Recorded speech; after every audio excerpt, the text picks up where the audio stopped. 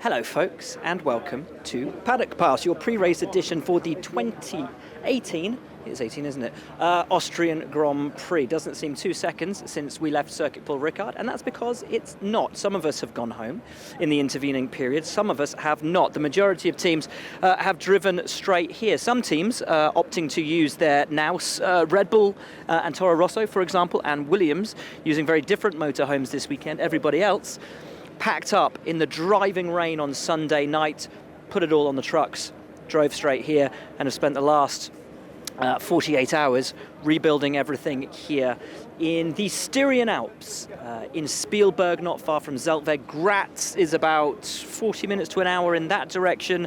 Vienna, about 2 hours in that general direction. Welcome to Austria. What a season we have in store, what a season we have unfolding in front of us. Lewis Hamilton is your new championship leader after the French Grand Prix, but I don't want to start talking about Lewis. I want to start talking about his teammate Valtteri Bottas, arguably one of the highest performing drivers of the season so far, arguably also one of the most unlucky drivers of the season so far. Started on the front row in France, but was biffed out by Sebastian Vettel, as we all saw. The damage to his car, the team have relayed to us in the days since the French Grand Prix, taken around 5% of the downforce away from him, and he really struggled with the car for the rest of the race, really struggled with downforce, ultimately coming home far away from his teammate who had such an easy weekend as it turned out. Now, all Mercedes drivers had an upgraded power unit last time out in France. This time in Austria, the two factory Mercedes drivers have very new cars at their disposal as well. Huge upgrade package for both Lewis Hamilton and Valtteri Bottas. How much is he hoping for from the weekend?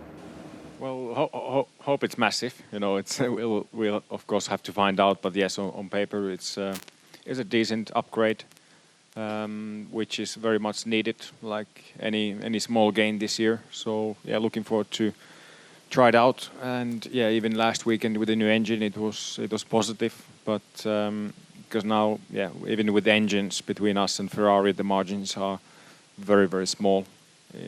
I don't feel like we really have the upper hand like in past years Mercedes have had with the engine, so any small gain is important.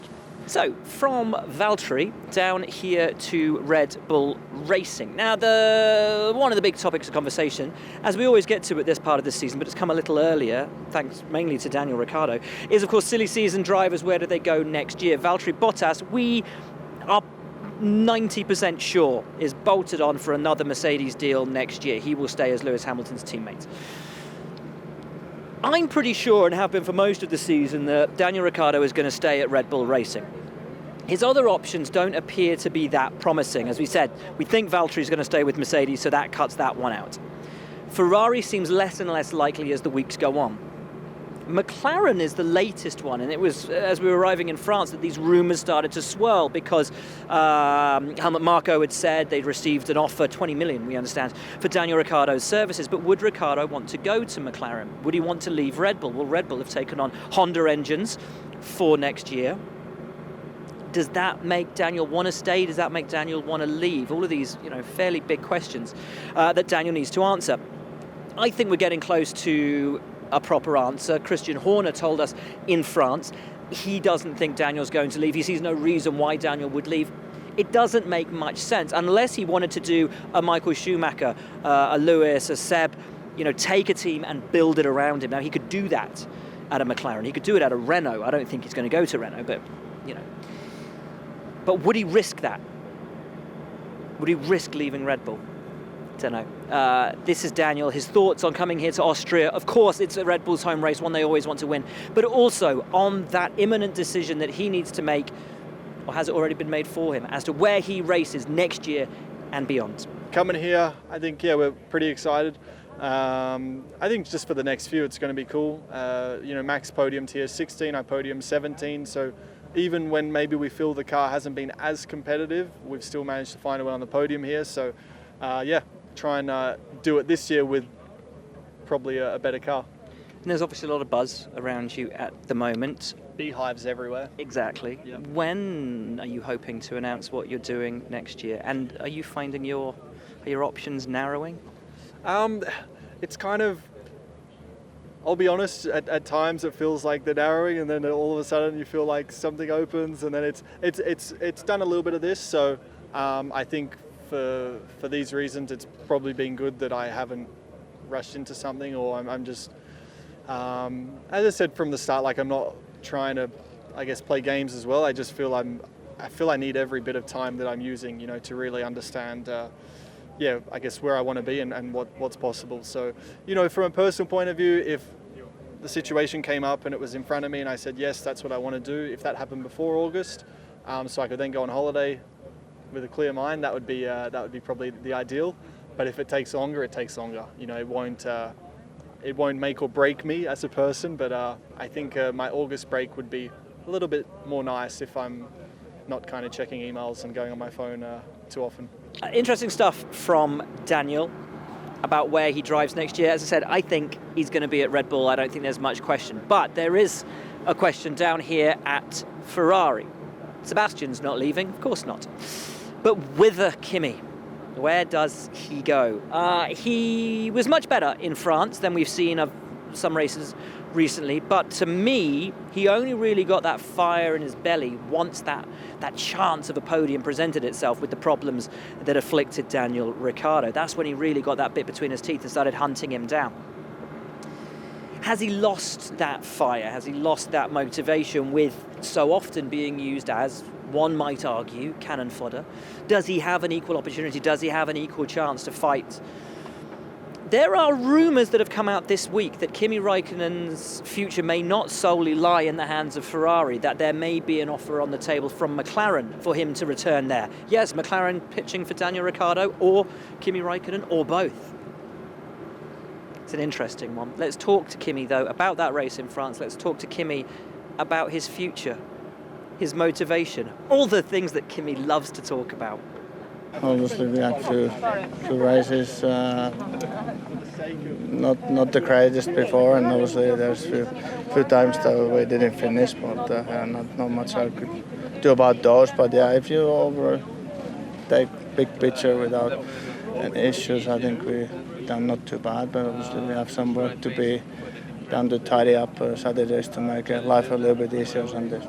We're at your favourite time of the year, when everyone asks about what you're going to be doing next year. I know how much you love it. And everyone says, hey, Kimi, are you still motivated? Do you still want to be here next year? So, Kimi, are you still motivated? Do you still want to be here next year? I think it was maybe 12 years ago. I think 13 now, maybe. Motivation issues. So I've done pretty okay with all the motivation issues over the years. But, I think it started a bit earlier this year, but same. So cool.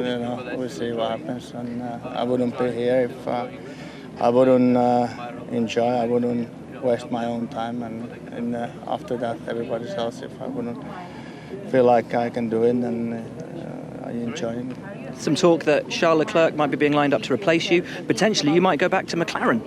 A lot of talk on everything, but we'll see, obviously. So was that something of a denial from Kimi about McLaren and potential interest? Who knows? Would McLaren go for Kimi?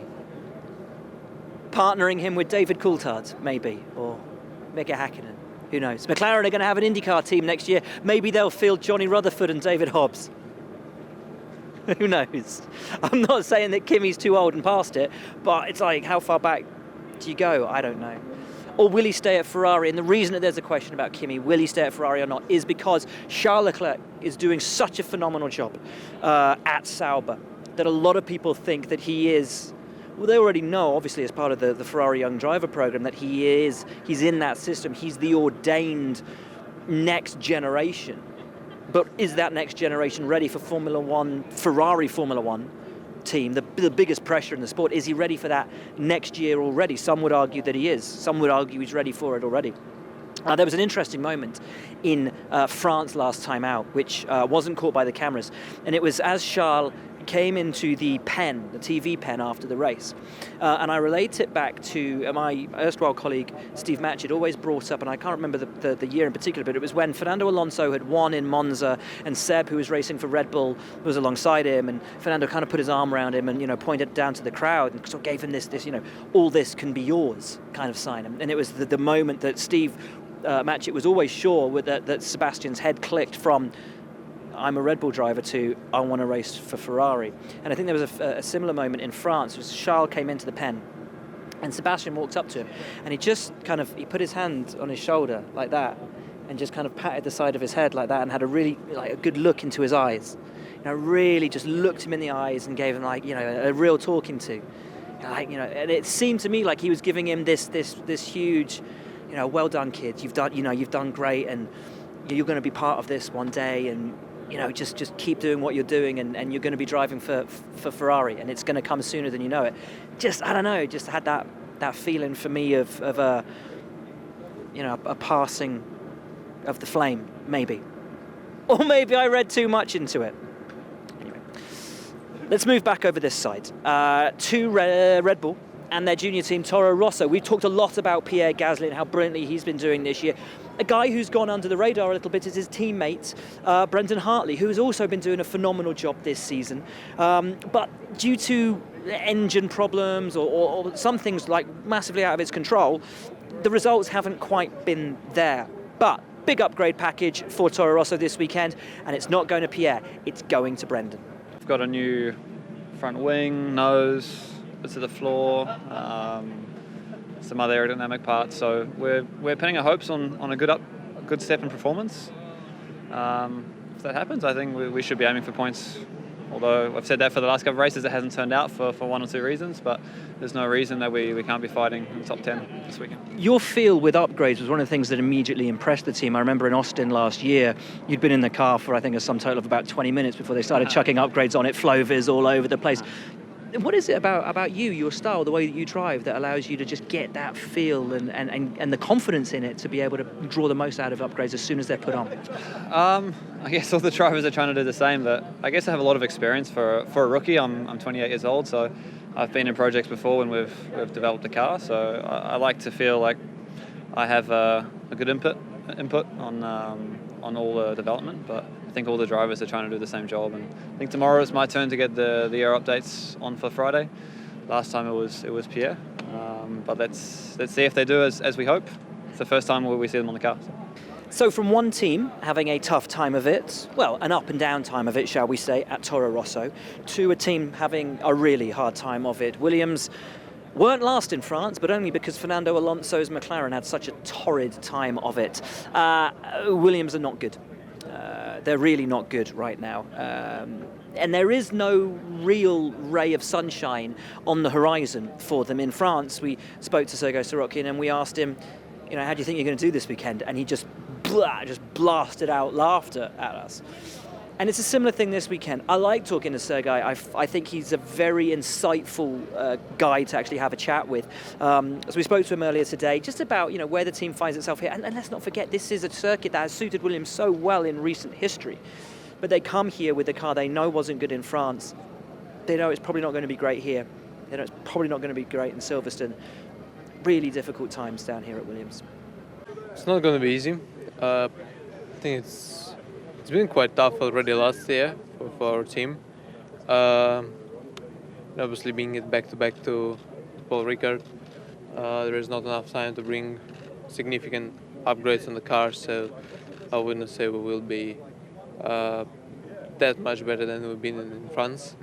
We always hope for better conditions, so we'll hope that it's going to be better than it's been there, but realistically saying, we won't be that surprised if we find more or less where we've been. So still need to wait another few weeks till we get the proper upgrades on the car, which we all were waiting for quite a while now. And since then, I really hope that it will be quite a turning around point. Good stuff, as always, from Sergei. That's all right. Lance Stroll, teammate, quizzed earlier today about his future. Coy. Does it rest with Williams? Does it rest elsewhere? Another driver whose future may be up in the air, we don't know. He always says it is every year, is young Sergio Perez. Of course, retired from the last race with engine issues, but overall, I think a better weekend for him and the team. Well, if you take the retirements out of the mix anyway, they have pretty much, they said this week, given up on holding on to that fourth place in the championship. Certainly that is the noise coming from the team bosses. But does Sergio agree with them? I don't accept that yet, because I believe that we are closer to it than what we think. For the last couple of races we haven't brought anything. So if we are able to unlock some potential of the car, all of a sudden we can be top of the midfield, and by having 2-3 good weekends, we can be leading the midfield pack again. So we're not that far at the moment, but we have to move our assets soon, to make sure we are more in the contenders for it. So that's Sergio Perez. Interestingly, if everyone's talking about McLaren and then searching for maybe one of their former drivers to come back, I don't think Checo would be a bad idea. And as he says, he's weighing up his options. A Perez return to McLaren, is it out of the realms of possibility? I wouldn't count it out. Right. Hey Oz. So down to Renault.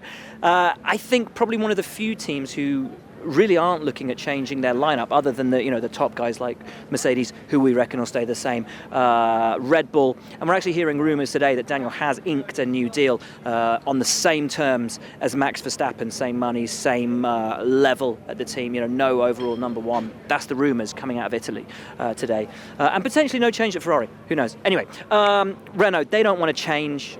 They love having both their drivers on board. For Nico Hülkenberg, though, came home just behind Carlos Sainz, who had a phenomenal race in France last time out. Is just a touch, shall we say, behind Carlos in qualifying. I don't think it's unfair to say that. I think Carlos's qualifying average for the year is slightly up on Nico Hülkenberg, but both of them doing a sterling job. And the team that most people now feel, possibly along with Haas, although Haas is more of a roller coaster, probably the fourth best in Formula One as things stand. France. Haas seemed to have a slight advantage over you guys. This was a circuit that suited them well last year as well. Do you think they're going to be your main competitors this weekend? Well, they were stronger in qualifying, but in Q3 already they obviously had some problems, both of them, and didn't fulfill the full potential. In the race, we were actually surprised, that we really kept up with them, and obviously we, Carlos would have been P6 and beaten Magnussen as well. I obviously came from P12, so it was always going to be a bit more difficult for me, but I think we had very decent and good pace in the race, and we, learned there that we don't have to be, afraid of them or anyone in the midfield. What's the plan for the remainder of this year? Is it fight to hold on to that fourth place in that very tight midfield battle, or have you got your sights already set on next season? No, of course, first things first, and we need to, consolidate that fourth position, and, we want, just to maximize every weekend, get, the best from the opportunities that we have, and the maximum points, of course, and definitely carry that fourth position through, which will be, a nice success for us from last year to this year, and, and a good progression, and then obviously for next year, we'd like to be closer towards the front. How much is that battle for fourth reliant on Saturdays going your way? How much it will be reliant on Saturdays? Yeah. Well, not just. I mean, qualies are important, as overtaking is always a bit challenging and difficult, but no. But why? We don't have issues on Saturday. We're right on Saturdays too. It's always nice coming to the Austrian Grand Prix. Lovely food. The weather can be sketchy from time to time, but it's always nice to go back at the end of the evening to your lovely Gasthaus in the countryside. Kevin Magnussen had a much better French Grand Prix weekend, back in the points and looking strong. As we said, in relation to Nico Hülkenberg and Renault, there is a strong fight on at the moment between Renault and between the American team for fourth best. They flew here last year. Can Haas do the same job in 2018?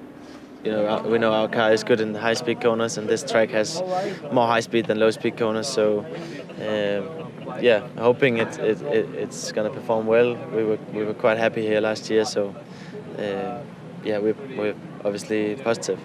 Now Renault, it seems, are fairly confident that they're sort of sitting in fourth place in the constructors right now. That was the position everyone expected Haas to be this year. Are you guys going to be able to fight with them for the rest of the season, or is the focus already looking towards 2019? No, I don't think focus is moved to 19 purely. We're still, we're still in this championship, but still early, I would say, and we can still catch up a lot. I think Renault are quite a lot of points ahead.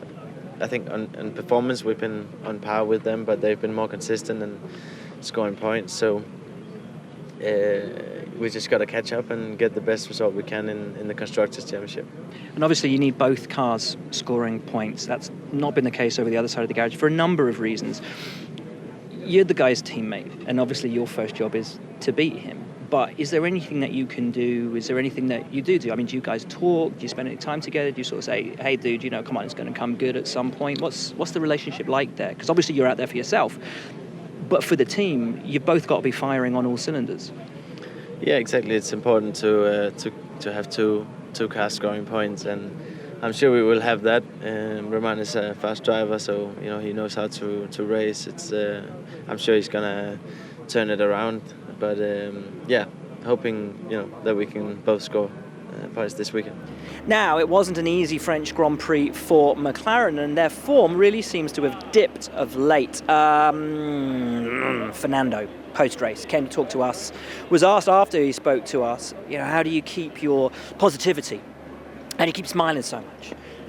And he got very shirty about it. I'm a Formula One driver. I do one of the best jobs in the world. Why are you always asking me about my motivation? I'm really happy to be here. I'm one of 20 drivers. And anyway, I'm 7th in the World Championship, and that's not going to change. And sort of didn't have the heart to tell him that, actually, chap, you're not 7th anymore. You're 8th. And the car's getting worse every weekend. And I think the question about motivation and how he keeps himself in that place is a valid one. Anyway, if Fernando's performances of dragging a car that seems to be below his quality as a two-time world champion Le Mans winner is something, then perhaps the performances of Stoffel Vandoorne should be taken with an even greater sort of reflection of positivity, shall we say. Certainly Tom Stallard, his engineer, believes so, and came out publicly this week and has made some comments about, look, you guys need to focus on the job Stoffel's doing because it's going massively unnoticed, something we put to Stoffel when we spoke to him earlier today. Well, it's hard to tell. We've been making a lot of progress over the last year and a half. I've been in Formula One, and I spend a lot of time at the factory with the aerodynamicists, the engineers, trying to address the problems with the car we're having at the moment. And for sure, it's not the easiest situation we're in. We know if our results haven't been as we wanted it to be. So. All I can do is, keep my head down, focusing, and try and get the most out of what I have at the moment. France was comparatively horrible. How does the team turn it around? Because it's gone from being at a place of immense positivity to really flipping around like 180. Well, I think the mood is still high within the team. Everyone is working very hard to address the problems we are having, and unfortunately, we know Formula One is not something you can change from one day to another. So it will take a little bit of time in terms of getting the car up to speed. But the motivation is very high, and hopefully we can show some improvements fairly quickly. To go back to that earlier point about Tom and your performances going under the radar, do you ever worry that it's an English phrase, but that you'll get thrown out, the baby with the bathwater? That if there's a wholesale change and people look at the team and think, we've got to change this, we've got to change that, ultimately your potential and what you could achieve in Formula One is going unnoticed, and you might lose out in the long run. I don't fear that at all. No, I think the team has been very, very supportive of what I've been doing, of my capabilities. They've been supporting me all the way in the junior formulas and now in Formula One as well. And I think there's nothing really more to comment about that. I think they know my potential. They know that I'm a very hard worker and that there's a lot of great things possible. But ultimately, we got to get the car performance right now to show a bit better results. And so we finish today's Paddock Pass. Shea Sauber. And with the man of the moment, the guy that's in all the headlines and the guy that is much vaunted to replace Kimi Räikkönen next year, Charles Leclerc. He has had a phenomenal run of form. But could it have been better in France? In order to make his strategy work, he had to push like hell to his pit stop and actually had a massive wobble that lost him a load of time, allowed Nico Hülkenberg to overtake him and ultimately dropped him down the order. There's a thinking within the team he may have been able to hold on to 7th, maybe 8th, 9th minimum. Ultimately, he came home 10th. It's another point. It's another phenomenal performance from him. But Charles, even after the race, was very introspective, a little bit downbeat, actually, and downcast anyway.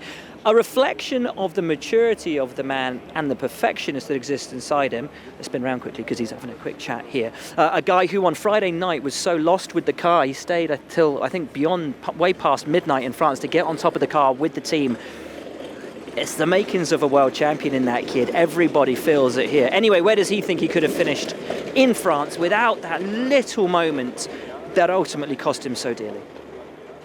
Always a tricky question because I don't know. It's difficult because I did this mistake. So but at the end I think we had a pretty similar pace to Nico Hülkenberg that passed me because of this mistake. So I think it would have been difficult for him to overtake me, but you never know. So I think probably 1 point more would have been possible.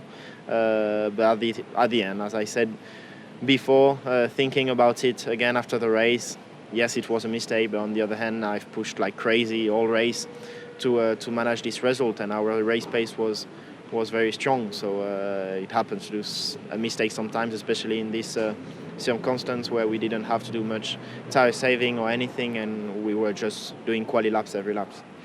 Is this the norm now? Q2 minimum expectations, scoring points, or are those still surprises to you and the team? I think Q2 starts to be something that in the team we should expect or work for. And I think there are true possibilities to go in Q2 regularly now. Q3 definitely not, not yet, but we'll push for that. And then for the points again, I think it's still a surprise for us. Every race is when we are in the points, but yeah, hopefully it becomes not anymore a surprise soon. With your performances, it's probably not a surprise you're being linked with the big red team.